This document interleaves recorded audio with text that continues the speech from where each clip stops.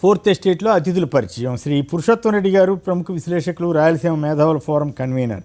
శ్రీ సామంచి శ్రీనివాస్ గారు భారతీయ జనతా పార్టీ అధికార ప్రతినిధి. శ్రీ రాంభూపాల్ గారు సిపిఎం సీనియర్ నేత. శ్రీమతి పద్మజ గారు వైఎస్ఆర్ కాంగ్రెస్ పార్టీ అధికార ప్రతినిధి. ఇవాళ తిరుపతి ఉప ఎన్నికల వ్యూహాలు ఎలా ఉండబోతున్నాయి, ఏ పార్టీ ఏ వ్యూహం అనుసరించబోతోంది, ఏప్రిల్లో ఎన్నిక ఎవరికి అడ్వాంటేజ్ అవుతుంది, అభ్యర్థిని ప్రకటించిన అధికార పక్షం జోరు మీద ఉందా, మరి ఇప్పటికే తెలుగుదేశం కూడా అభ్యర్థిని ప్రకటించింది, ఆ పార్టీ పరిస్థితి ఏమిటి, మున్సిపల్ ఎన్నికల ఘోర ఓటమి తర్వాత టీడీపీ ఎలా ఈ ఎన్నికను స్వీకరిస్తుంది, పోటీ చేయకుండా జనసేన ఎందుకు వెనక్కి తగ్గి బీజేపీకే అప్పగించింది, నేషనల్ ఎజెండాతోటే బీజేపీ ప్రచారం చేస్తుందా, ఇక తిరుపతికి వైఎస్ఆర్ కాంగ్రెస్ అభ్యర్థిగా ఫిజియోథెరపిస్ట్ డాక్టర్ గురుమూర్తిని ఎంపిక చేశారు. కాగా టీడీపీ పక్షాన గతసారి పోటీ చేసిన పనబాక లక్ష్మి గారే మళ్ళీ పోటీ చేయబోతున్నారు. ఈ బీజేపీ జనసేన అభ్యర్థి పేరు ఇంకా ఖరారు కాలేదని అంటున్నారు. గత ఎన్నికల్లో వైఎస్ఆర్ కాంగ్రెస్ పార్టీ నేత బల్లి దుర్గాప్రసాదరావు 7,22,877 ఓట్లు అంటే 55% ఓట్లు సాధించి విజయం పొందారు. తెలుగుదేశం అభ్యర్థి కేంద్ర మాజీ మంత్రి పనబాక లక్ష్మి 4,94,501 ఓట్లు పొంది కేవలం 37.65% ఓట్లకే పరిమితమయ్యారు. ఇక నోటా కింద 25,781 ఓట్లు అంటే 1.96% ఓట్లు వస్తే కాంగ్రెస్ అభ్యర్థి చింతామోహన్ గారికి 24,039 మాత్రమే వచ్చాయి, అంటే నోటా కంటే తక్కువ వచ్చాయి. అలాగే బీఎస్పీకి దగ్గుమాటి శ్రీహరిరావు అన్నాయనికి 20,971 ఓట్లు, బీజేపీకి బొమ్మి శ్రీహరిరావు గారు అన్నాయనికి 16,125 ఓట్లు మాత్రమే వచ్చాయి.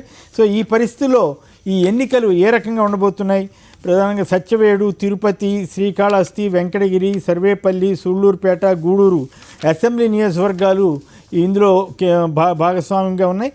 రూరల్ ఏరియా 67% ఉంటే అర్బన్ 32.93% ఉంది. అలాగే ఎస్సీలు 25.09% ఉంటే ఎస్టీలు 9.45% ఉంది. సో ఈ సామాజిక సమీకరణలు కానీ, మున్సిపల్ ఎన్నికల ప్రభావం కానీ, ఆయా పార్టీల ఎజెండాలు కానీ ఏ రకంగా తిరుపతి ఉప ఎన్నికను ప్రభావితం చేయబోతున్నాయనే దాని మీద పురుషోత్తం రెడ్డి గారు ముందుగా మీరు మాట్లాడండి. ఈ ఉప ఎన్నిక ఎలాంటి ఎజెండాతోటి ఆయా పార్టీలు వెళ్తాయి, ఎట్లా ఉంటుంది, ఆయా పార్టీలకు సంబంధించిన వ్యూహ ప్రతివ్యూహాలు, వీటి మీద మీ కామెంట్ చెప్పండి.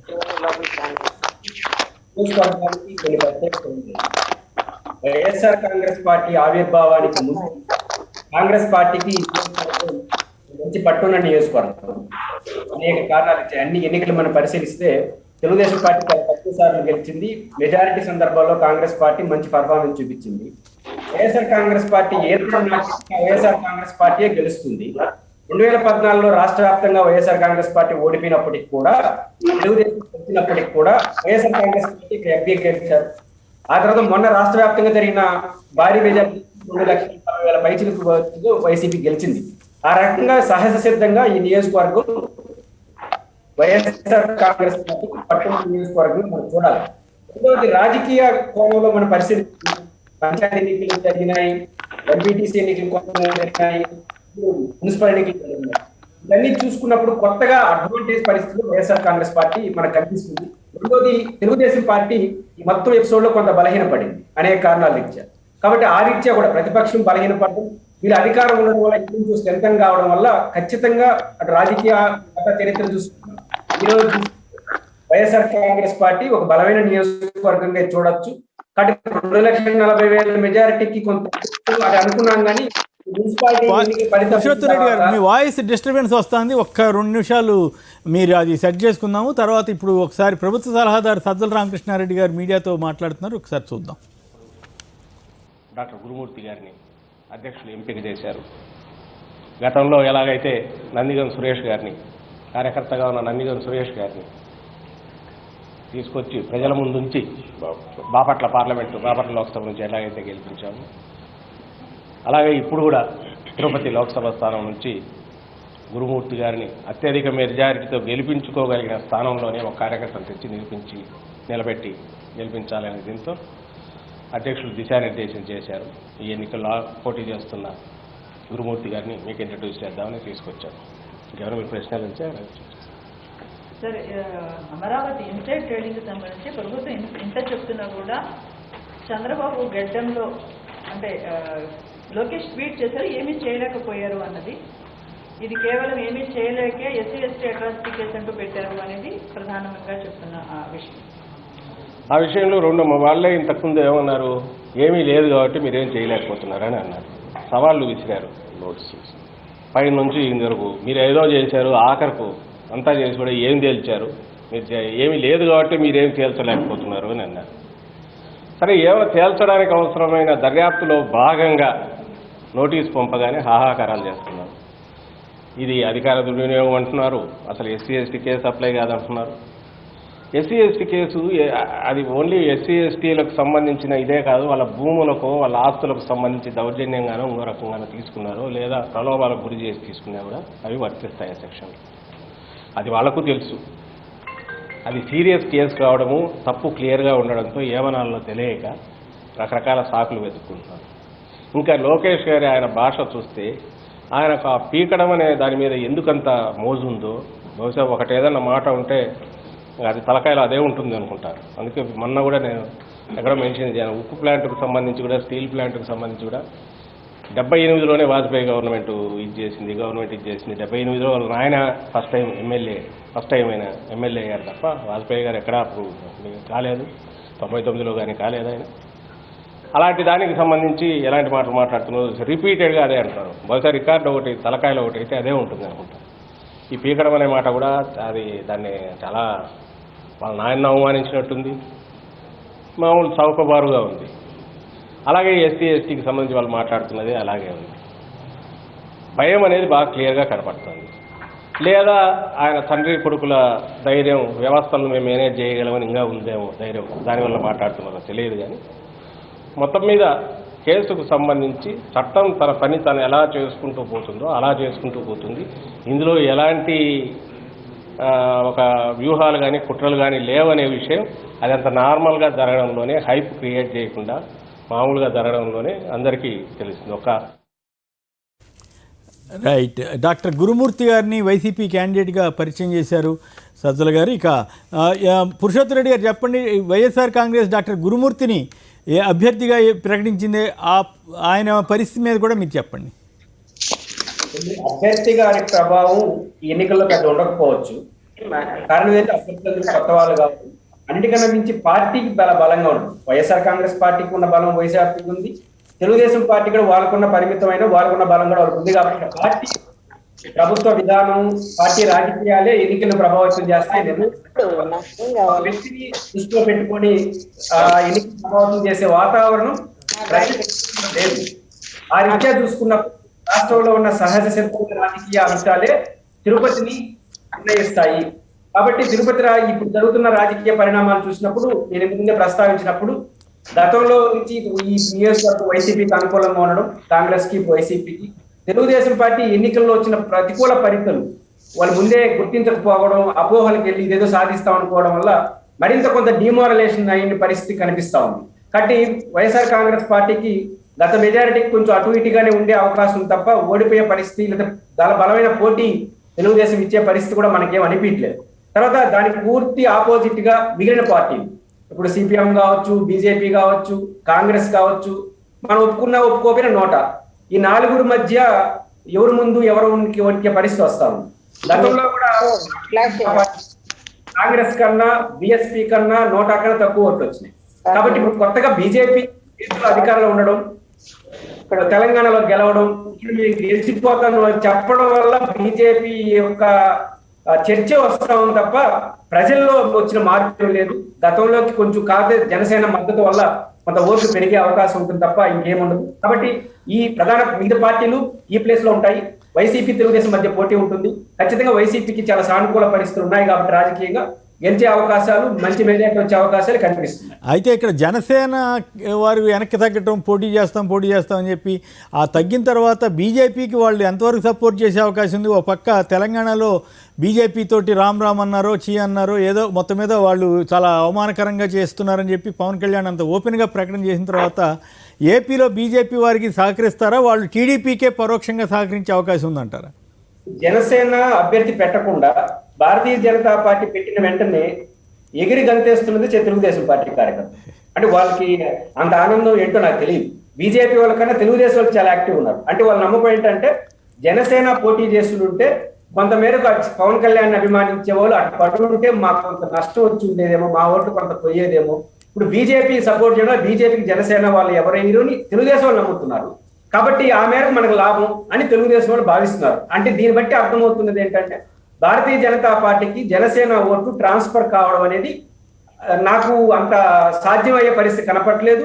ముఖ్యంగా తెలంగాణలో పవన్ కళ్యాణ్ గారు ఆ ప్రకటన చేసిన తర్వాత నన్ను అవమానిస్తున్నారు. ఆయన తెలంగాణ కోసం ప్రకటన చేసినాడా, తిరుపతి పార్లమెంట్ ఎన్నికలు డైరెక్ట్ గా ప్రకటన చేయలేకుండా తమ శ్రేణులకు సిగ్నల్ ఇచ్చినాడా అనేది నాకు కొంత అనుమానం ఉంది. కాబట్టి ఆయన సిగ్నల్ ఇచ్చింది మీరు చూస్తే ఎమ్మెల్సీ ఎన్నికల రోజు ప్రకటన మద్దతు ఇస్తే 4-5 రోజులు ముందు ఇస్తారు. ఎన్నికల రోజు మద్దతు ఇచ్చినా దాని ఉండరు. ఆయన ఏమైనా తిరుపతి ఎన్నికలకి పరోక్షంగా సిగ్నల్ ఇచ్చినాడా బీజేపీకి వేయద్దు అనేది నాకు కొంత అనుమానం ఉంది. కాబట్టి ఈ 2 కారణాలు జనసేన ఓట్లు బీజేపీకి ట్రాన్స్ఫర్ అవుతాయని నేను అనుకోవట్లేదు. రైట్. పద్మశ్రీ గారు, మీ వ్యూహం ఎలా ఉండబోతోంది తిరుపతి మీద, మీ అభిప్రాయం చెప్పండి. నమస్తే అండి. నమస్తే. ఇప్పుడు తిరుపతి వాస్తవ్యురాలుగా నాకు తిరుపతి మీద సమగ్రమైనటువంటి అవగాహన ఉందని అనుకుంటాను. ఎందుకంటే గత కొంతకాలంగా, అంటే విభజన తర్వాత, విభజనకు ముందు ఏ పార్టీ అక్కడ మెజారిటీ సాధించింది, ఎన్నిసార్లు ఎన్నికల్లో గెలిచింది, తర్వాత ఏ పార్టీలకి ఎంత అక్కడ ప్రాధాన్యత లభించింది, అవన్నీ కూడా ప్రజలందరూ మాట్లాడటం జరిగింది, అందరికీ తెలిసిన విషయమే. కాకపోతే విభజన తరువాత తిరుపతికి జరిగినటువంటి ఈ 2 ఎన్నికలు, అంటే 2014లో జరిగినటువంటి ఎన్నికలు, 2019లో జరిగినటువంటి ఎన్నికలు, తర్వాత ఇప్పుడు రాబోతున్నటువంటి బై ఎలక్షన్, దీని గురించి మనం కూలంకషంగా మాట్లాడతాం. అంటే అత్యంత చైతన్యవంతమైనటువంటి ఈ తెలుగు రాష్ట్ర విభజన తర్వాత ఇక్కడ ఉన్నటువంటి ఓటర్లు సూక్ష్మంగా చూస్తున్నటువంటి పార్టీల వ్యవహార శైలి, అంటే విలువలు, విశ్వసనీయత, రాష్ట్ర ప్రయోజనాల కోసం ఎవరు పనిచేస్తున్నారు, స్వార్థ ప్రయోజనాల కోసం ఎవరు పనిచేస్తున్నారు అనేది విభజన ఆంధ్రప్రదేశ్, ఒక గాయపడ్డ అవశేష ఆంధ్రప్రదేశ్ చాలా సూక్ష్మంగా ఆలోచన చేస్తూ వస్తుంది. గత చంద్రబాబు నాయుడు 5 సంవత్సరాల పాలన కానివ్వండి, ఇప్పుడు 2 సంవత్సరాల జగన్మోహన్ రెడ్డి గారి పాలనని చాలా గమనిస్తూ వస్తున్నారు. అంటే ఒక ఎక్స్ట్రాడినరీ డిఫరెన్స్ అన్నమాట. అంటే ఎన్డీఏ ప్రభుత్వం, అంటే ఈ 7 సంవత్సరాల కాలంలో, గత 5 సంవత్సరాలు, ఈ 2 సంవత్సరాల కాలంలో అనేక పార్టీలు, అంటే బీజేపీ కానీ, టీడీపీ కానీ, ఈ రోజు ప్రతిపక్షంగా చెప్పుకుంటున్నటువంటి జనసేన కానీ, ఈ 3 పార్టీలు రకరకాల పొత్తులు, ఎత్తులు, వాగ్దానాలు, అసలు ప్రభుత్వం వచ్చిన తర్వాత మాట మార్చినటువంటి తీరు, యూటర్న్లు, లెఫ్ట్ టర్న్లు, 8 టర్న్లు, ఇవన్నీ అసలు సిద్ధాంతాలు ఉండవు, కేవలం అధికారమే ప్రాతిపదికగా వచ్చాయి తప్ప, ఒక్క జగన్మోహన్ రెడ్డి గారు తప్ప ఒక స్టాండర్డ్ మెయింటైన్ చేసి స్వశక్తితో, అంటే ఎవ్వరి సపోర్టు లేకుండా సొంతంగా ఒక ప్రతిపక్ష నేతగా ప్రజల విశ్వాసం చూడగొన్న విధానం కానీ, అధికారం వచ్చిన తర్వాత ఒక పాలనా దక్షతను చూపించి ఒక అత్యంత స్వల్ప కాలంలోనే దేశంలోనే అత్యున్నతమైనటువంటి మొదటి 3 స్థానాల్లో ఒక స్థానాన్ని ఆక్రమించే విధానంలో కానీ, కరోనా లాంటి కష్టకాలంలో ఆయన తీసుకున్నటువంటి అనేక నిర్ణయాలు కానీ, సూచనలు కానీ, సలహాలు కానీ, వాటిని నియంత్రణకు ఆయన చేసినటువంటి కార్యాచరణ కానీ, ఇవన్నీ కూడా ఇక్కడ ప్రభావితం కాబడతాయి ఈ ఎన్నికల మీద. ఎందుకంటే సాంప్రదాయాలకు విరుద్ధంగా, అంటే మన సంప్రదాయంలో రాజకీయం చేస్తున్నాం ఏంట్రా అంటారు. అంటే రాజకీయాల్లో ఏదో అధికారం కోసం ఏదో ఇష్టం వచ్చినట్టు వాగ్దానాలు చేయటం, అధికారం వచ్చినాక తూర్చనటం, దానికి సాక్ష్యంగా 600 పైచిలకు హామీల్ని, అసలు మొదటి 5 సంతకాలని తెలుగుదేశం పార్టీ ఎలా తొంగలో దొక్కిందో ఈ రాష్ట్రం అంతా కూడా గమనించింది. బీజేపీతో కలిసి ఏదో సాధిస్తారేమో అన్న నమ్మకంతో కేవలం 1% ఓట్ల తేడాతో అధికారాన్ని అప్పచెప్తే, అసలు ప్రత్యేక హోదా అంశం కానీ, ప్యాకేజీ వ్యవహారంలో కానీ, పోలవరంలో మనకు రావాల్సినటువంటి నిధులు రాబట్టడంలో కానీ, దాని నిర్మాణంలో కానీ వాడుకున్నారని పొత్తుల్లో మాట్లాడినటువంటి విధానాలు, ఈ రోజు బీజేపీ, టీడీపీ, జనసేన ఏ మొహం పెట్టుకుని ప్రజల ముందుకెళ్లి ఓట్లు అడగబోతుందో, ఫోన్ లో కూర్చోవలసినటువంటి, అసలు ముద్దాయిలుగా నిలబడవలసినటువంటి ఈ 3 పార్టీలు ఈ రోజు ప్రజల ముందుకెళ్లి ఎలా ఓట్లు అడుగుతారనే విషయం గురించి ప్రజలు తీవ్రంగా చర్చించుకుంటున్నారు.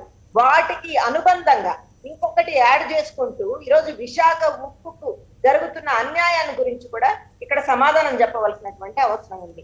బీజేపీ పార్టీ కేంద్రంలో ఉంది, కేంద్రంతో 5 సంవత్సరాలుగా కాలం కలిసి నడిచినటువంటి జనసేన, టీడీపీ కూడా ఇక్కడ జరిగినటువంటి దౌర్భాగ్యానికి, ఈ వెనకబాటుతనానికి, ఇంకొక 20 సంవత్సరాలు వెనకబడిపోయినటువంటి విషయానికి అంతా కూడా సమాధానం చెప్పవలసి, బోర్డులో నిలబడవలసినటువంటి 3 పార్టీలు ఈరోజు ప్రజల ముందుకు వెళ్ళలేవు. కానీ ఒక 20 నెలల పాలనా కాలంలోనే వైఎస్ఆర్సీపీ పార్టీ గతంలో చెప్పినట్టుగానే 2024 ఎలక్షన్స్ మేము ఎలాగైతే మా మేనిఫెస్టో ఉండదు, ప్రత్యేకంగా ఖచ్చితంగా మా పాలన మా మేనిఫెస్టోగా ఉంటుందని పదే మా జగన్మోహన్ రెడ్డి గారు చెప్పినట్టుగా ఈ 20 నెలల పాలనా కాలమే మా మేనిఫెస్టోగా మేము ముందుకు నడిచాం. కాబట్టి ఈరోజు పంచాయతీ ఎలక్షన్స్ ఒకవేళ మా మద్దతుదారులు గెలవడంలో కానివ్వండి, అదే విధంగా మున్సిపాలిటీలు, కార్పొరేషన్స్ లో కూడా 100% స్వీప్ చేసినటువంటి విధానం కూడా ఈ ప్రజలకి మా జగన్మోహన్ రెడ్డి గారి మీద ఎంత నమ్మకం ఉందో.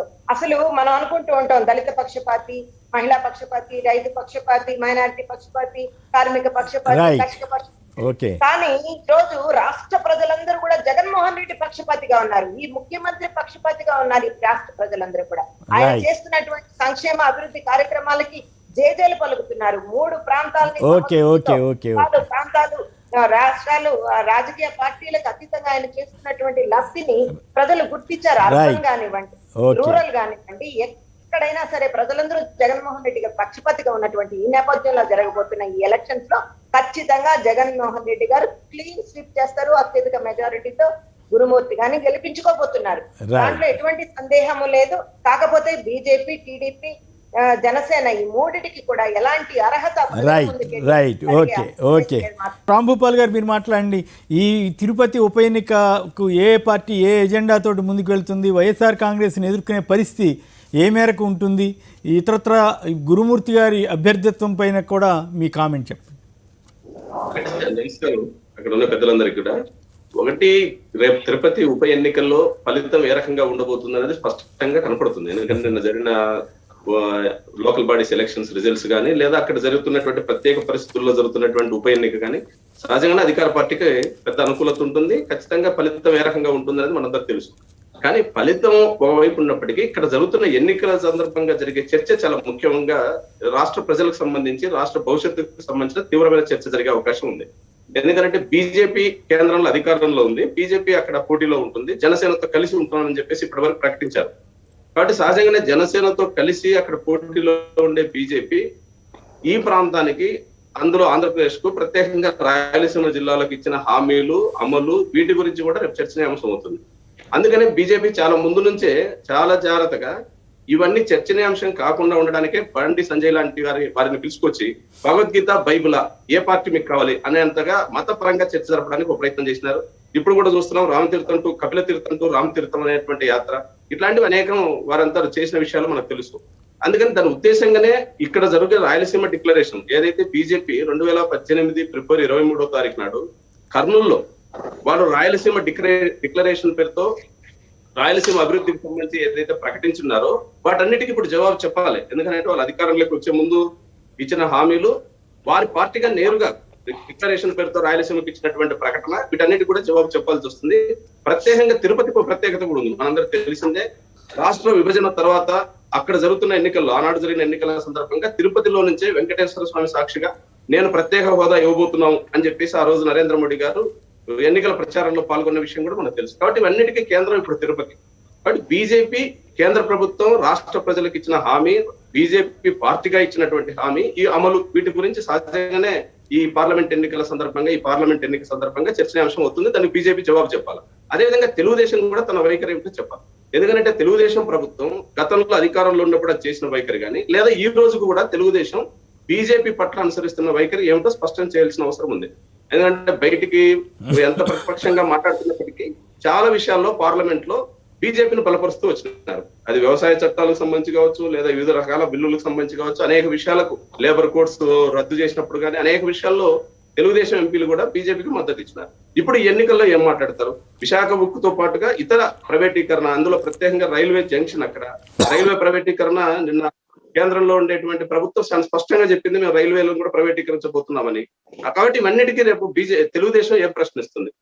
వైసీపీ ప్రభుత్వం తాను అధికారంలో వచ్చిన ఈ కాలంలో చేసిన కృషితో పాటు ప్రత్యేకంగా బీజేపీ ఏదైతే ఈ రాష్ట్రానికి చేసినటువంటి అన్యాయం లేదా చేయాల్సిన సహకారం సక్రమంగా చేయలేదో వాటి గురించి బీజేపీని వైసీపీ ప్రభుత్వం కూడా ఏ మేరకు ప్రశ్నిస్తుంది అనేది ఖచ్చితంగా చర్చనీయాంశం అవుతుంది. ఎన్నికల్లో ఎవరు గెలుస్తారు అనేది స్పష్టమైనప్పటికీ ఎన్నికల్లో బీజేపీ వైఖరి పట్ల వివిధ పార్టీలు ఏ రకంగా వ్యవహరిస్తాయి అనేది స్పష్టం. మూడో అంశం, ఇప్పుడు మీరు చూస్తున్నారు బీజేపీకి జనసేనకు మొన్నటి వరకు పొత్తుంది. ఎందుకంటే వాళ్ళు ఇద్దరు కలిసి మేము ఉమ్మడి క్యాండిడేట్ పెడుతున్నామని చెప్పినారు. కానీ ఆ తర్వాత చాలా పరిణామాలు వేగంగా జరుగుతున్నాయి.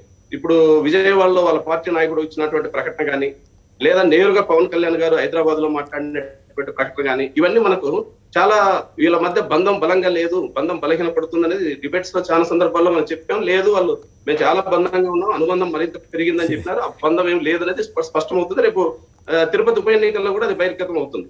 అదే అవుతే జనసేన భవిష్యత్తు ఏమిటి? జనసేన ఎందుకంటే ఇప్పటికే రాజకీయంగా అనేక కప్పదాట్లు వేసుకుంటూ వచ్చింది. లెఫ్ట్ పార్టీస్ తోనింది, తర్వాత లేదు బీజేపీ తోనింది, తర్వాత అంత గతంలో తెలుగుదేశంతో ఉంది. బట్ ఇప్పుడు ఏం చేయబోతుంది? అందుకని బీజేపీ పట్ల జనసేన వైఖరి ఏమిటనేది కూడా చర్చించాం. అన్నిటికీ కేంద్ర బిందువుగా తిరుపతి ఎన్నిక ఆంధ్రప్రదేశ్ లో జరగబోతున్నటువంటి రాజకీయ సమీకరణలకు బీజేపీ ప్రభుత్వం పట్ల కేంద్ర ప్రభుత్వం పట్ల వ్యవహరిస్తున్నటువంటి తీరుకు వివిధ పార్టీల వైఖరులను స్పష్టంగా ప్రజల ముందు చెప్పేటువంటి ఒక సందర్భం ఇది. కాబట్టి దీనికి బీజేపీ ఏ రకంగా సమాధానం చెప్తుంది? తాను చేసినటువంటి అభివృద్ధిని లేదా తాను చేసిన సహాయాన్ని చెప్తుందా, లేదు మత రాజకీయాలను ముందు తీసుకొచ్చి మొత్తం ప్రజలందరినీ మరి వేరే అంశాలకు తీసుకుపోతుందా అనేది బీజేపీకి సంబంధించిన చర్చగా వచ్చే అవకాశం ఉంది. కానీ ఏమైనా ఎన్నిక ఫలితం స్పష్టమైనప్పటికీ ఎన్నిక జరిగే తీరు మాత్రం రాష్ట్ర భవిష్యత్తుకు, రాష్ట్రంలో బీజేపీ యొక్క అనుసరించిన వైఖరికు పెద్ద చర్చనీయాంశంగా మారేటువంటి అవకాశం ఉంది. అందులో గురుమూర్తి గారు లాంటి ఒక విశ్వసనీయమైనటువంటి క్యాండిడేట్ కు ముఖ్యమంత్రి గారు సీట్ ఇచ్చారు అనేటప్పటికీ సహజంగానే ఆ కుటుంబం పట్ల మొదటి నుంచి కొన్ని విషయాల పట్ల తనకు ఎవరైతే విశ్వాసంగా ఉండి, ఎవరైతే తనను నమ్మి తనతో పాటు కష్టకాలు ఉంటారో వారికి ఆదరిస్తారు అనేటువంటి ఆ కుటుంబానికి ఉండే ఇంప్రెషన్ ఏది ఉందో అది ఈ క్యాండిడేట్ ని నిర్ణయించడంలో కూడా స్పష్టంగా ఖచ్చితంగా ప్రజల్లో దాని ఇంపాక్ట్ ఉంటుంది. కాబట్టి క్యాండిడేట్ తో పాటు వచ్చే ఓట్లు గెలుపు అనేది స్పష్టమైనప్పటికీ ప్రత్యేకంగా ఈ రోజు బీజేపీ ఆంధ్రప్రదేశ్ కి ఇచ్చినటువంటి హామీల అమలు, రాయలసీమ డిక్లరేషన్ అమలు, రాయలసీమ ప్రాంతానికి వెనుకబాటుకు సంబంధించినటువంటి వివిధ ఏదైతే బుందేల్ఖండ్ తరహా ప్యాకేజ్ అన్నారు, లేదా రాయలసీమ సెంట్రల్ యూనివర్సిటీ అన్నారు, ఇప్పుడు అక్కడ రైల్వే కోచ్ మన కర్నూలులో రైల్వే కోచ్ సెంటర్ ఏర్పాటు చేస్తా ఉన్నారు. వీటన్నిటికి సంబంధించి కూడా చెప్పాలా, మున్నార్ ప్రాజెక్టు సంబంధించి ఇట్లాంటి అనేక విషయాలు చర్చనీయాంశం అవుతాయి. వీటన్నిటికీ బీజేపీ ఏం సవాలు చెప్తుంది, ఆ చెప్పే జవాబు మీద ఆధారపడి బీజేపీ భవిష్యత్తు ఆంధ్రప్రదేశ్ లో ఉంది. Right, okay. మొత్తం మీద గెలిచేది వైఎస్ఆర్ కాంగ్రెస్ అయినా విమర్శలకు కానీ అన్నిటికీ సమాధానం చెప్పవలసిన బాధ్యత భారతీయ జనతా పార్టీ మీద ఉండేది ఎట్లుంది వాళ్ళ అభ్యర్థిని ప్రకటించిన తర్వాత? శ్రీనివాస్ గారు చెప్పండి, మొత్తం మీరే బాధ్యత వహించాల్సిన పరిస్థితి వచ్చేటట్టుంది. మీ గెలుపు కష్టమైనప్పుడు కూడా అసాధ్యమనేటువంటి పాయింట్ మిగతా వాళ్ళు చెబుతున్నారు. ఎట్లా వీటన్నిటికీ మీరు ఎట్లా ఆన్సర్ చేయబోతున్నారు? నమస్కారం కేఎస్ఆర్ గారు. నమస్కారం. ఇందాక వైకాపా ప్రతినిధులు మాట్లాడుతూ చెప్పకనే తమ ప్రత్యర్థి ప్రధానమైన పోటీదారు భారతీయ జనతా పార్టీగా వాళ్ళు గుర్తించారు. భారతీయ జనతా పార్టీని చూసి వాళ్ళు బెంబేలెత్తిపోతున్నారు అనేది మాట్లాడలే. మీరు ఇచ్చిన ఎజెండా ఒక్క నిమిషం వినండి. మీరు ఆగండి అమ్మా, ఆయన చెప్పనివ్వండి. సరదాగా ఉంది కదా వినటానికి కూడా. సరదాగానే ఉంది నాకు కూడా. ఆయన పురుషోత్తం రెడ్డి గారు చెప్పిన విశ్లేషణ ఏమంటే సరికొత్త భాష్యం చెప్పారు. ఎవరో ఎగిరి గంతేశారంట, ఎవరితో ఆయన అంటగాగుతున్నారు, ఎవరు ఆయన దగ్గరికి వచ్చి ఎగిరి గంతేశారో నాకైతే తెలియదు. నాకు కూడా చాలా సరదాగా అనిపించింది వాళ్ళిద్దరూ చెబుతుంటే. బీజేపీ మాకు లెక్కే లేదంటున్నారు. మొత్తం బీజేపీ మీద, బీజేపీని టార్గెట్ చేస్తూనే వాళ్ళు ఒప్పుకోకనే చెప్పారు. మాకు ప్రధాన ప్రత్యర్థి భారతీయ జనతా పార్టీ. భారతీయ జనతా పార్టీకి ఉన్నటువంటి అనేక అనుకూల అంశాల కారణంగా ఓటమి తప్పదు, ఓటమి అంచున పడిపోతామనే ఓటమి అంటే ఇప్పుడు రాంభూపాల్ గారు అనేక అంశాలు అజెండాతో ప్రజల ముందుకెళ్తాం. అట్లాగా ఏ అజెండాతో ముందుకెళ్తారనేటువంటి సమాధానంగా అభివృద్ధి అజెండాగా ముందుకెళ్తామని, అభివృద్ధి అజెండాతో ముందుకెళ్తాము. ఈ రోజు కూడా నేను బహిరంగంగా తిరుపతి పార్లమెంటు పరిధిలో మిత్రమా వినండి. తిరుపతి పార్లమెంటు పరిధిలో జరిగినటువంటి అభివృద్ధి మీద చర్చకు బహిరంగ సిద్ధంగా మేము ఉన్నాం. ఇప్పుడున్నటువంటి అధికార పార్టీ రాష్ట్రంలో జగన్మోహన్ రెడ్డి గారి పరిపాలనలో తిరుపతి పార్లమెంటు పరిధిలో 7 నియోజకవర్గాల్లో జరిగినటువంటి అభివృద్ధి, రాష్ట్ర ప్రభుత్వం చేసిన అభివృద్ధి, కేంద్ర ప్రభుత్వ నిధులతో జరిగిన అభివృద్ధి మధ్య పోటీ పెట్టి బహిరంగ చర్చకు సిద్ధం అనుకుంటే మేము కూడా సిద్ధము. ఈ రోజు కళ్ళకు కట్టినట్టు ప్రజలకు కనిపిస్తుంది. ఏది అభివృద్ధి, ఐఐటి కావచ్చు, ఐషర్ కావచ్చు, విమానాశ్రయం కావచ్చు, రైల్వే స్టేషన్ కావచ్చు, స్మార్ట్ సిటీ కావచ్చు, అమృత పథకం కావచ్చు, ఫ్లైఓవర్లు కావచ్చు, అదిగా శ్రీకాళహస్తి నడిగుడి రైల్వే లైన్లు కావచ్చు, ఇలా చెప్పుకుంటూ పోతే కళ్ళనే యూనివర్సిటీ ప్రతి ఒక్కటి కూడా ప్రజల ముందుకెళ్ళి ఈ రోజు తిరుపతి పార్లమెంటులో ప్రజల ముందుకెళ్ళి ఓటు అడిగేటువంటి హక్కు ఎవరికైనా ఉందంటే అది భారతీయ జనతా పార్టీకి, కేంద్ర ప్రభుత్వంలో నరేంద్ర మోడీ గారి నేతృత్వంలో నడిచేటువంటి ప్రభుత్వ ప్రతినిధులుగా మా అందరికి కూడా ఉంది. ఎందుకంటే అనేక హామీలు ఇచ్చి ఈరోజు తిరుపతి పార్లమెంటు పరిధిలో ఒక్కటంటే ఒకటి కేంద్ర ప్రభుత్వం సాయం లేకుండా తీసుకొచ్చాడు. ఒక్క పథకం పేరు చెప్పమని చెప్పి నేను అడుగుతున్నాను. ఈరోజు ఒకే పథకం కేంద్ర ప్రభుత్వం సాయం లేకుండా మేము తిరుపతి కోసం చేశామని ఏదైనా పథకాలు ఉంటే చెప్పని చెప్తాం. ఎవరు కూడా వ్యంగ్యంగా మాట్లాడవలసినటువంటి అవసరం లేదు. ఖచ్చితంగా మీరు అంటే శ్రీనివాస్ గారు అయితే ఇక్కడ ఒక ఆసక్తికరమైన అంశం ఉంది. ప్రత్యేక హోదా అంశం మీద ఒక ఇష్యూ అయితే ఆ తర్వాత రోజుల్లో ఈ పాచిపోయిన లడ్లు ఇచ్చింది కేంద్రం ప్యాకేజీ పేరు మీద అన్నారు. ఆ పాచిపోయిన లడ్లు ఇచ్చిందన్న పవన్ కళ్యాణ్ గారితో మీరు అక్కడ ఏమని ప్రచారం చేయిస్తారు, ఎట్లా చేయిస్తారు? మీరు పవన్ కళ్యాణ్ భారతీయ జనతా పార్టీ యొక్క పొత్తు చూసి చాలా మంది ఎవరైతే ప్రమాద గంటికలు మోగితే ఎవరికైతే నష్టం కలుగుతుందో వాళ్ళు తయారు చేసిన కుట్రలో భాగంగా ఏదైతే పవన్ కళ్యాణ్ భారతీయ జనతా పార్టీతో విభేదిస్తున్నారని ఎవరో తయారు చేశారు, వారికి అనుకూలంగా మీరు కూడా మాట్లాడే ప్రయత్నం చేస్తారు. లేదు నాకేం అవసరం లేదు శ్రీనివాస్ గారు, నాకేం అవసరం లేదు. ఇక్కడ పాయింట్ మిమ్మల్ని కాదు కేసర్ గారు. అంటే ఏం లేదు, తెలంగాణలో మీ పార్టీని ఆయన చీకొట్టినట్లుగా మాట్లాడి ఆయన అవమానిస్తున్నారంట. నేను అసలు మీ పార్టీకే ఓటేయను, టీఆర్ఎస్ ఓటేస్తానని చెప్పి మీ పార్టీని ఆయన ప్రతి ఎదురుగా చీ అనే పదం వాడకూడదు కానీ అవమానించి మీకు జల్లగొట్టి వెళ్ళిపోయాడు కదా అనేది ఒక ప్రశ్న. కేసర్ గారు, నేను వేసిన ప్రశ్న నేను అడుగుతున్నది కేసర్ గారిని కాదు. ఎవరైతే పొత్తు మీద పదే భయపడుతున్నారని చెప్పి పదే కోరుకుంటున్నారో, పొత్తు ఆధారంగా చేసుకుని మాటలు చర్చ నడుస్తుందో వాళ్లకు సమాధానం చెప్తున్నాను. మా మధ్య సయోధ్య ఉంది. జనసేన బీజేపీ మైత్రితో బ్రహ్మాండమైనటువంటి ఫలితాలు సాధించేటువంటి అవకాశం ప్రస్ఫుటంగా కనిపిస్తుంది. ఎందుకంటే మొన్నటిదాకా స్థానిక సంస్థల ఎన్నికల్లో కానీ మున్సిపల్ ఎన్నికల విషయంలో భారతీయ జనతా పార్టీ టార్గెట్ చేయని వీళ్ళందరూ ఇప్పుడు మాట్లాడుతున్నటువంటి పెద్ద మనుషులందరూ కూడా తిరుపతి ఉప ఎన్నిక రాగానే ఎందుకు భారతీయ జనతా పార్టీని చూసి భయపడుతున్నారు, ఎందుకు భారతీయ జనతా పార్టీ సమాధానం చెప్పాలి, బీజేపీని మాట్లాడుతున్నారు. సానుకూలమైనటువంటి అంశాలు ఒక్కొక్కరు మాట్లాడారు. తిరుపతి పార్లమెంట్ భారతీయ జనతా పార్టీకి అనేకమైన అంశాలు ఉన్నాయి, సానుకూలమైన అంశాలు ఉన్నాయి. ఎలాగైతే అధికార పార్టీ మొన్న స్థానిక సంస్థలు మున్సిపల్ కార్పొరేషన్ ఎన్నికల్లో చేసినట్లుగా యథేచ్ఛగా వన్ సైడెడ్ గా నడిపేద్దాం అనుకుంటున్నారు. మేము ఇప్పటికే జాబితా సిద్ధం చేశాము. ఎవరైతే అధికార పార్టీకి అనుకూలంగా అధికారులు పనిచేశారో, ప్రజాస్వామ్యానికి కూని చేసే ప్రయత్నం చేశారో వాళ్ళందరిపైన ఒక జాబితా సిద్ధం చేసి ఎన్నికల కమిషన్ కూడా ఒక ఫిర్యాదు చేయబోతున్నాం. ఆ పరిస్థితులు స్వేచ్ఛాయుత వాతావరణంలో ఎన్నికలు జరిగితే, ఎందుకు ఆ మాట నేను చెప్తున్నా అంటే స్వేచ్ఛాయుత వాతావరణంలో ఎన్నికలు జరిగితే ఓటరు తన యొక్క ఓటు హక్కుని వినియోగించే అవకాశం బట్టి తనకు నచ్చిన పార్టీని ఎంపిక చేసుకునే అవకాశము రాజ్యాంగం ఇచ్చింది. రాజ్యాంగం ఇచ్చిన హక్కును ఈ రోజు పేర్కొన్నటువంటి కోపంతో ఉన్న ప్రజలు రేపు స్వేచ్ఛాయుత వాతావరణం ఎన్నికలు జరిగితే ఒక్కటి చెప్తున్న తిరుపతి పార్లమెంట్ లో బీజేపీ అభ్యర్థి గెలవడం కారణంగా కేంద్ర ప్రభుత్వంలో ప్రత్యేకమైనటువంటి ప్రాధాన్యత ఉంటుంది. ఇప్పుడు జరగబోయేటువంటి అభివృద్ధి కార్యక్రమాలకు ఇక్కడ ఎన్నిక కాబోయేటువంటి వ్యక్తికి మంత్రివర్గంలో కూడా ప్రత్యేకమైన ప్రాధాన్యత పెరిగే అవకాశం, ఆ కారణంగా పార్లమెంట్ అభివృద్ధి జరుగుతుంది. ఒకవేళ అధికార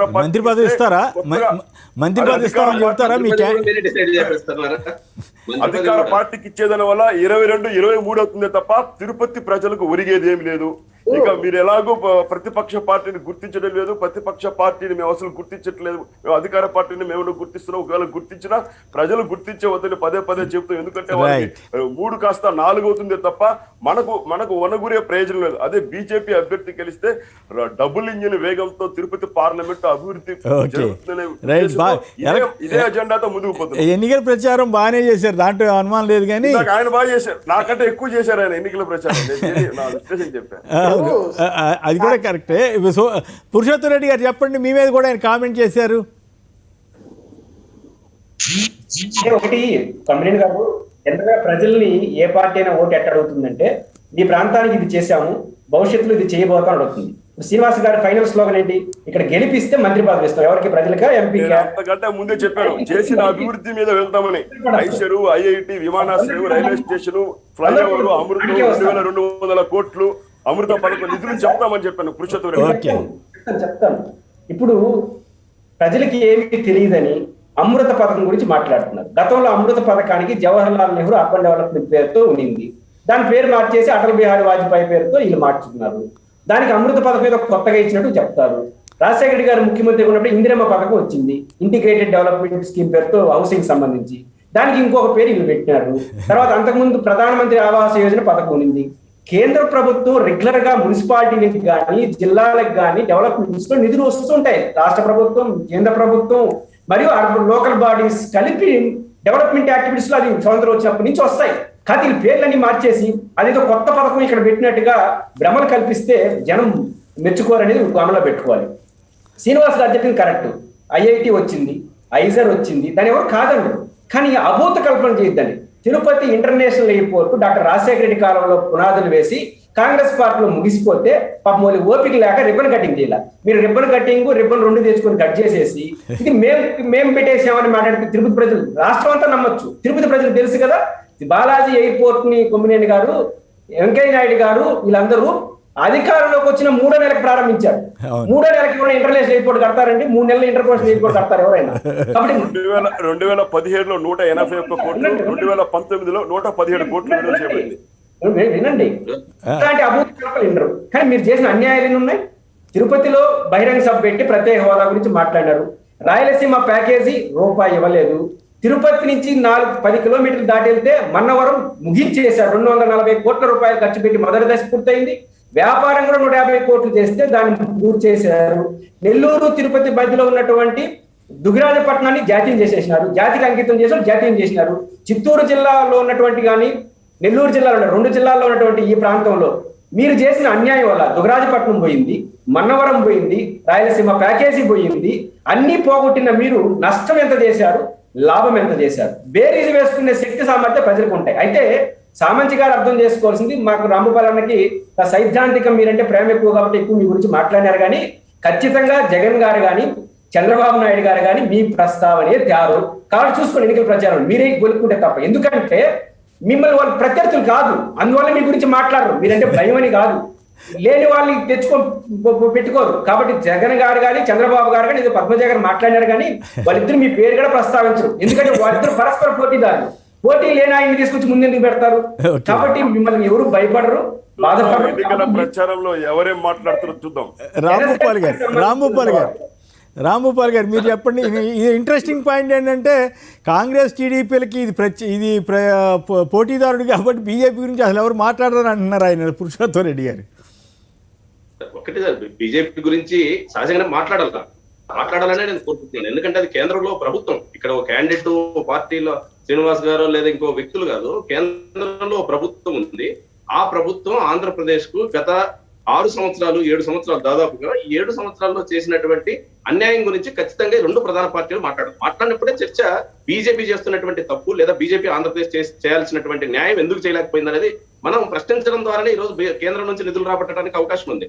అట్లా లేకుండా వీళ్ళు మాట్లాడు పరస్పరం ప్రధాన ప్రతిపక్షం అధికార పక్షం వీళ్ళే మాట్లాడుకుంటే బీజేపీ సేవ్ అవుతుంది. బీజేపీ ఆంధ్రప్రదేశ్ చేసింది. నేను ఒక్క విషయం చెప్తాను సార్, శ్రీనివాస్ గారు నేను బాగా మాట్లాడుతున్నారు, తిరుపతికి సంబంధించి పురుషోత్తం రెడ్డి గారు చెప్పినారు కాబట్టి నేను ఆ వివరాలు లేకపోను. అనంతపూర్లో సెంట్రల్ యూనివర్సిటీ విభజన చట్టంలో భాగంగా మాకు వచ్చింది. 2018వ సంవత్సరం 60 కోట్ల రూపాయలు సెంట్రల్ యూనివర్సిటీ కోసం బడ్జెట్ లో కేటాయింపులు చేసినారు. 4 కోట్లు ఖర్చు పెట్టారు. ఈ సంవత్సరం 2020-21 బడ్జెట్ లో మళ్ళీ 60 కోట్లే కేటాయించినారు. వాస్తవంగా 2018 అంచనాల ప్రకారం 1150 కోట్ల రూపాయలు కావాలి. 1150 కోట్ల రూపాయల నిర్మాణానికి ఖర్చు కావాల్సిన సెంట్రల్ యూనివర్సిటీకి 60 కోట్లు కేటాయించి 4 కోట్లు ఇస్తే ఎన్ని వందల సంవత్సరాల తర్వాత సెంట్రల్ యూనివర్సిటీ పూర్తవుతుందో మీరు ఆలోచించండి. 2018 ఆగస్టు అక్టోబర్ నెలల్లో ఆనాడు ఉన్నటువంటి కేంద్ర ఆర్థిక మంత్రి అరుణ్ జైట్లీ, అదేవిధంగా కేంద్ర మంత్రివర్యులుగా ఉన్నటువంటి వెంకయ్య నాయుడు గారు వీళ్ళందరూ వచ్చి అనంతపురం పెనుగొండ దగ్గర పాలసముద్రంలో శంకుస్థాపనలు చేశారు. బెల్లూరు, నాషన్ 2 సెంట్రల్ గవర్నమెంట్ కి సంబంధించిన సంస్థల కోసం. ఈ రోజు ప్రహరీ గోడ శ్రీనివాస్ గారు కానీ వాళ్ళ పార్టీ నాయకులు కానీ ఇక్కడ అనంతపురంలో ఉండే ఏ నాయకుడైనా సరే ప్రహరీ గోడ కాదు కదా, మీరు వేసిన శంకుస్థాపన రాయి అయినా చూపించగలరా? రాయి కూడా పోయిందా? వదిలేయండి, కనీసం రాయి శిలాఫలకన్నా పోయింది. ఆంధ్రప్రదేశ్ రాయలసీమకి ఏం చేశారని మీకు ఓటేస్తారు? అందుకనే అది వదిలేసి రామతీర్థం కపిల తీర్థం ఎత్తుకున్నారు, లేదా దాన్ని వదిలేసి భగవద్గీత బైబిల్ గురించి మాట్లాడడం మొదలు పెట్టారు. మీకు నిజంగా ప్రజల పట్ల ఉంటే మేము ఇప్పటి వరకు ఇవి చేయలేకపోయినాం, ఈ ఎన్నికల తర్వాత మీరు ఓటు ఇవ్వండి, మేము ఎన్నికల తర్వాత ఇవి చేస్తామని మీ ప్రధానమంత్రి గారితో మీ మంత్రులతో చెప్పించండి. ప్రజలు ఏమైనా విశ్వసిస్తే 4 ఓట్లు వస్తాయి. కానీ లేకుండా మళ్ళా ఎదురు పక్షం మీద మేమే ప్రధాన ప్రత్యర్థులం, అన్ని మాకే ఉన్నాయి, అది మీరు స్వతర్షగా ఎవరికి వాళ్ళు అనుకుంటే దానికి తప్పేం కాదు. ఎందుకంటే రాజకీయాల్లో ఎవరైనా పోటీ చేసిన తర్వాత గెలవడం కోసం పోటీ చేస్తాం. కానీ గెలవడానికి కావాల్సిన బేస్ ఉందా లేదా, గెలవడానికి అవకాశం ఉందా, ఉన్న పరిస్థితుల్లో ఏమిటి, మనం ఏం చేసి ప్రజల ముందుకు పోవాలనేది బీజేపీ ఆలోచించాలి, విఘ్నతతో ఆలోచిస్తుందని అనుకుంటున్నాం. రైట్. పద్మజ గారు మీరు మాట్లాడండి. శ్రీనివాస్ గారి క్లెయిమ్స్ మీద మీరు ఎట్లా స్పందిస్తారు? ఇప్పుడు 2019 ఎలక్షన్స్ మాకు క్లీన్ చీట్ ఇచ్చారు. బీజేపీ, టీడీపీ, జనసేన వాళ్ళ అక్రమ సంబంధాలు అంటే అక్రమ పొత్తులు కానివ్వండి, అసలు సిద్ధాంతాలు లేకుండా, హేతుబద్ధత లేకుండా అధికారం కోసం వాళ్ళు చేసే జిమ్ముకులన్నీ ప్రజలు గమనించారు. అందుకే మాకు క్లీన్ స్వీప్ ఇచ్చారు. దాని తర్వాత మా జగన్మోహన్ రెడ్డి గారు మొదటి నుంచి ఒకటే మాట చెప్తున్నాం, మాకు ఖురాను, బైబిల్, భగవద్గీత అన్ని మా మేనిఫెస్టో, ఇచ్చిన మాటకు కట్టుబడి ప్రజలకు మేము ఏదైతే చెప్పామో అది చేసి చూపించే ప్రభుత్వాధినేతగా జగన్మోహన్ రెడ్డి గారు అశేష ప్రజల మనసుని గెలుచుకున్నారు 20 నెలల పాలనా కాలంలోని. ఈ రోజు బీజేపీ, టీడీపీ, జనసేన చెప్తున్నారు ఓపెన్ గా మేము ప్రతిపక్ష స్థానం కోసం పోటీ పడుతున్నాము అని. పాపం బీజేపీ ఈ రోజు మమ్మల్ని చూసి భయపడిపోతున్నారని చెప్పుకునే పార్టీ పెద్ద మనుషులే, ఆ పార్టీ అధినేతలే చెప్పారు మేము ప్రతిపక్ష స్థానం కోసం పోటీ పడుతున్నామని చెప్పారు. ఎప్పుడు ఎవరు చెప్పారు మేడం మీకు? సార్ నేను మీరు మాట్లాడినప్పుడు అడ్డు రాలేదు, నేను మాట్లాడిన తర్వాత పర్వాలేదు, ఆయన అడిగిన దానికి సమాధానం చెప్పండి. ఆయన అడిగిన దానికి సమాధానం చెప్పండి. మీకు ఎవరో చెప్పారన్నారు కదా, వీర్రాజు గారే చెప్పారు మేము ప్రతిపక్ష స్థానం కోసం పోటీ పడుతున్నామని. కావచ్చు, లేదా మీరు అధికారం కోసం కూడా పోటీ పడచ్చు, కాదని చెప్పట్లేదు. మేము ప్రజల ముందుకు మేము ఈ వాగ్దానాలు చేశాము, ఇవి మేము పూర్తి చేస్తాము, ఇది మా విశ్వసనీయత అని రేపు తిరుపతి పార్లమెంటు ఓటర్ల ముందుకెళ్ళి మేము మాట్లాడతాం. మీరు ఏ మొహం పెట్టుకొని మాట్లాడతారో సమాధానం చెప్పాలి. బీజేపీ నాయకులారా, ఖచ్చితంగా చెవుల్లో పూలు పెట్టామని చెప్తారా, ప్రత్యేక హోదా ఇచ్చామని చెప్తారా, విభజన హామీలు నెరవేర్చామని చెప్తారా, పోలవరం విషయంలో ఏటీఎం లాగా దోచుకున్నప్పుడు మేము వాటాదారులుగా ఉన్నామని చెప్తారా, మీరు ఈ రోజు విశాఖలో జరుగుతున్నటువంటి ఉక్కు ఫ్యాక్టరీ అన్యాయం గురించి మాట్లాడతారా? వీటన్నిటికీ ప్రజల ముందుకెళ్లి సమాధానం చెప్పండి. ఈ రోజు 5 సంవత్సరాల కాలంలో దాదాపు 4.5 సంవత్సరాల కాలం పాటు ఎన్డీఏ ప్రభుత్వంలో భాగంగా ఈ రాష్ట్రంలో టీడీపీతో కలిసి నడిచిన మీరు ఆ టీడీపీ పార్టీలో జరిగిన ఈ రాష్ట్రానికి జరిగిన అనేక అవినీతి అక్రమ దందాలకంతా కూడా సమాధానం చెప్పవలసినటువంటి బాధ్యత మీకు ఉందా లేదా నేను అడుగుతున్నాను. వాటికి సమాధానం చెప్పి ప్రజల ముందుకు వెళ్ళాలా, లేదా చంపలేసుకొని నేను ఇన్ని 7 సంవత్సరాల కాలంలో మీకు అన్యాయం చేశాము, ఆ రోజు మేము చేయలేదు, ఈ రోజు మీ ముందు చేయడానికి సిద్ధంగా ఉన్నాము, ఈ క్షణమే మేము చేస్తామని ప్రత్యేక ముందుకెళ్ళి ఓట్లాడుతారా? మాకు రావాల్సిన బుందేల్ఖండ్ లాంటి ప్యాకేజ్ ప్రజల ముందుకు వచ్చి మాట్లాడతారా? ఒక డేట్ ఇస్తారా, ఈ రోజు లోపల మేము ఇచ్చిన గతంలో ఇచ్చిన హామీలు నెరవేరుస్తామని ప్రజల శ్రీనివాస్ గారు సమాధానం చెప్పండి. ఎందుకు విడిపోయారు? శ్రీనివాస్ గారు. సోదరి పద్మజ గారిని అభినందిస్తున్నాను, ధన్యవాదాలు. దయచేసి మీరు ఇదే రకమైనటువంటి ప్రచారంతో ప్రజల ముందుకు రావాలని చెప్పి మనస్ఫూర్తిగా కోరుకుంటున్నాను. చాలా చక్కగా మాట్లాడుతున్నారు. మీరు ఇప్పుడు మాట్లాడిన అంశాలన్నీ కూడా ప్రజలకు చాలా చక్కగా తెలుసు. పోలవరం ప్రాజెక్టులో వాటాలు అవినీతి అక్రమ వాటాలు పంచుకునేదనే మాట అన్నారు కాబట్టి దయచేసి అవినీతి అక్రమాలను అంటగడుతూ మీరు ప్రచారం చేస్తే మాకు చాలా సంతోషం. మరొకసారి చెప్తున్నా, అవినీతి అక్రమాలు బీజేపీకి అంటగడుతూ మీరు ప్రజల మధ్యకు వస్తే మాకు చాలా మేలు చేసిన వాళ్ళు అవుతారు. ధన్యవాదాలు. అదేవిధంగా ఇందాక రాంభూపాల్ గారు మాట్లాడుతూ వారికి సమాచార లోపం కారణంగా బండి సంజయ్ గారిని తీసుకుని వచ్చి బైబిల్ ఖురాన్ మధ్య ఫైటింగ్ ఏదో చెప్పే ప్రయత్నం చేశారు. అదేవిధంగా సోదరి కూడా ఆ మాట తీసుకొచ్చారు ఖురాన్ అని. మంచిది, నేను వద్దను ఏదో తీసుకొచ్చారు. నేనైతే మాట్లాడలే, కానీ మీ మేనిఫెస్టోని తీసుకొచ్చారు. నేను వద్దనుకున్నా కానీ చర్చలో తీసుకొచ్చారు కాబట్టి నేను చెప్తున్నా. మరి ఈ రోజు మీరు ఆ అంశాన్ని మాట్లాడేటువంటి ప్రయత్నంలో ఉన్న మీరందరూ కూడా హిందువులు కాదా? మరి ఆ రోజు తక్కువ సమయంలో 16 నెలలు 120 గుళ్ళు కూలిపోతుంటే పార్టీలకు అతీతంగా స్పందించడానికి మీకు ఎవరు అడ్డం వచ్చారు? మీ అధినేత తిడతాడా? పార్టీలో మీకు ఇచ్చిన బాధ్యతలు చేస్తారన్న భయమా? బహిరంగ పిలిచాం, బయటపడి ఆ రోజు రామతీర్థంలో జరిగినటువంటి సంఘటనకు ప్రజలు భక్తులు కోపోద్రిక్తులే రోడ్డు మీదకి వస్తుంటే అరెస్టులు చేస్తుంటే మాట్లాడిన మేము సాధువులు సంతులు తప్ప వైఎస్ఆర్సీపీ పార్టీలో మీలాంటి పెద్ద మనుషులు హిందువులు ఎందుకు ఖండించలేకపోయారు? ఒకవేళ ఖండిస్తే మీ బాధ్యతలు మీకు పోస్టులు మీ పార్టీలో పీకేస్తారనే పరోక్షంగా సమర్థించారా? పరోక్షంగా మీరు దేవాలయాల పైన జరిగినటువంటి దాడులను మీరు పరోక్షంగా సమర్థించారా?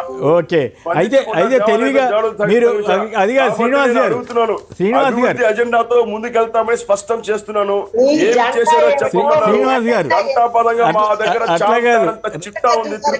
శ్రీనివాస్ గారు ఒక్క నిమిషం అందరూ ఆగండి. శ్రీనివాస్ గారు మీరు తెలివిగా ఎజెండా మొత్తాన్ని ఇటువైపు మళ్లించడానికి రాంభూపాల్ గారు చెప్పినట్టు ప్రత్యేక హోదా గురించి మాట్లాడరు, మిగతా రాయలసీమ ప్యాకేజీ గురించి మాట్లాడరు. అవి కాకుండా ఈ గుళ్ళు గోపురాలు ఎజెండాలోకి మీరు వెళ్తున్నారంటేనే మీరు బలహీనంగా ఉన్నారు కదా. గుళ్ళు గోపురాలు నేను గోపురాలు వాళ్ళు తీసుకుని వచ్చారు. సెంట్రల్ యూనివర్సిటీ విషయంలో రాంభూపాల్ గారు ఒక ప్రశ్న అడిగాను, ఇదే చెప్పాను. ఇంతకన్నా కూడా వ్యంగ్యంగా చాలా మంది ఐఐటీలో కాంపౌండ్ వాళ్ళు పూర్తయిందా, మీరు ఇచ్చిన 150 కోట్లతో కాంపౌండ్ వాళ్ళు వస్తున్నారు, క్యాంటీన్ వస్తున్నారు, రండి రాంభూపాల్ గారు రండి, 500 కోట్ల రూపాయలతో అత్యంత అద్భుతమైనటువంటి సొంత భవనాల్లో క్లాసులు నడుస్తుంది. 500 కోట్ల రూపాయలు ఇప్పటికే ఖర్చు పెట్టడం జరిగింది. రండి పురుషోత్తం రెడ్డి గారు, రండి పద్మజ గారు, రండి రాంభూపాల్ రెడ్డి గారు, 181 కోట్లతో 2019లో విస్తరణ కాబడింది. ఆయన పురుషోత్తం రెడ్డి చెప్పారు. కేసీఆర్ గారు ఆయన పురుషోత్తం రెడ్డి మొత్తం క్రెడిట్ ఆయన కాంగ్రెస్ కి ఇచ్చే ప్రయత్నం చేశాడు. 2019లో 181 కోట్లు, 2017లో 117 కోట్లతో వెంకయ్య నాయుడు గారు ఉపరాష్ట్రపతి అయిన తర్వాత భూమి పూజ చేశారు. గడిచిన 10 నెలలు సరిపోద్ది. ఆగండి పురుషోత్తం రెడ్డి గారు, ఆగండి సామంచి గారు, ఆగండి పురుషోత్తం రెడ్డి గారు, ఫైనల్ గా మీరు చెప్పండి. 2 మాటలు సార్. ఐఐటి పక్కన మంగళవారం ఎందుకు ధ్వంసం చేసినట్టు, రెండో ఏంటంటే దేవాలయాలు మాట్లాడుతున్నారు కదా, ఆంధ్రప్రదేశ్ ప్రభుత్వం ఆంధ్రప్రదేశ్ పైన సిబిఐ క్యాబినెట్ చేసి మీరు ఎందుకు ఒప్పుకోలేదు? దేవాలయ దాడులను నిగ్రహించాలని సిబిఐ విచారణ రాష్ట్ర ప్రభుత్వం పోతే ఎందుకంటే కేంద్ర పార్టీ పట్టించుకోవట్లేదు, భయపడుతున్నారా? దేవాలయాల పైన ఏదో క్లారిటీ సరిగా వస్తున్నట్టు. చివరిగా ఒక మాట చెప్తాను కేసీఆర్ గారు, చెప్పండి. చివరిగా ఒకే మాట చెప్పండి. ఆయన దేవాలయాల గురించి సిబిఐ ఏదో అంటున్నాడండి, నేను అయితే ఒక మాట చెప్పదలుచుకుంటున్నాను. వరుసగా జరిగినటువంటి సంఘటనల పట్ల అనేక మంది పార్టీల ఆ బాధను పంటి బిగువున భరించారు, అవకాశం కోసం ఎదురు చూస్తున్నారు. పంటి బిగువున భరించిన బాధను ఈ రోజు బ్యాలెట్ రూపంలో ఏప్రిల్ 17వ తారీఖు బ్యాలెట్ రూపంలో ఏదైనా ఆశాభావంతో ఏ పార్టీ అయినా పనిచేయాల్సి ఉంటుంది, తప్పులేదు శ్రీనివాస్ గారు. కాకపోతే ఈ మతాల గొడవలు కులాల గొడవలు తీసుకురాకుండా మీరు ప్రచారం చేసుకోగలిగితే అది సమాజానికి మంచిది, రాష్ట్రానికి కూడా మంచిదని చెప్పాలి. ఇక పురుషోత్తం రెడ్డి గారు, సామంత్ శ్రీనివాస్ గారు, రాంభూపాల్ గారు, పద్మజ గారు అందరూ కూడా ధన్యవాదాలు. ఇది నేటి 4th ఎస్టేట్ కార్యక్రమం. నమస్కారం.